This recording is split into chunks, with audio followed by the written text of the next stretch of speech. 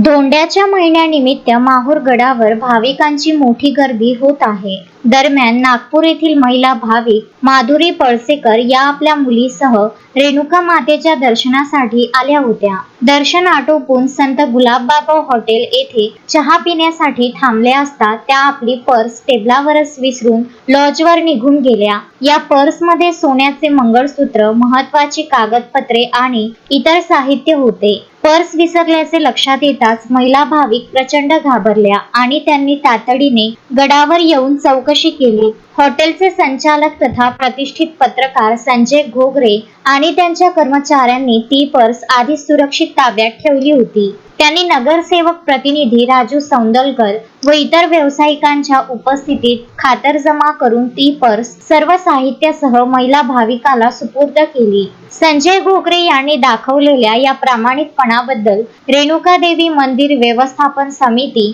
गडावरील व्यावसायिक आणि भाविकांकडून त्यांचे कौतुक व अभिनंदन होत आहे।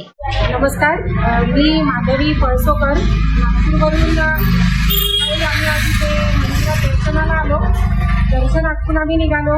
माझी पर्स संत गुलाबबाबा हॉटेल यांच्या इथे राहून गेली होती निघताना आणि आम्ही खाली पोहोचलो। याच्यात माझे काही डॉक्युमेंट्स, मंगळसूत्र आणि आमच्या हॉटेलची तिकीट पण होती। तर हॉटेलमध्ये गेल्यावर लक्षात आलं चाबी नव्हती। आम्ही तिथे शोधलं, सगळ्यांनाही सांगितलं। मग एक शेवटचं आठवलं की मग चाबी आपण इथून निघालो आहे तर इथे असेल। तर आम्ही इथे पोहोचलो तर इथले मालक जे आहेत दादा, त्यांनी जशी पर्स सापडली तसं मंदिरच्या व्यवस्थापक कमिटीलाही फोन केला आणि त्यांनी एक खूप वेगळा असा एक म्हणजे अनुभव आला आहे की आपली वस्तू हरवलेली पण वापस मिळू शकते। त्याबद्दल त्यांचे खूप खूप आभार। रेणुका माता की जय। संजय घोगरे, विदर्भ न्यूज, माहूर।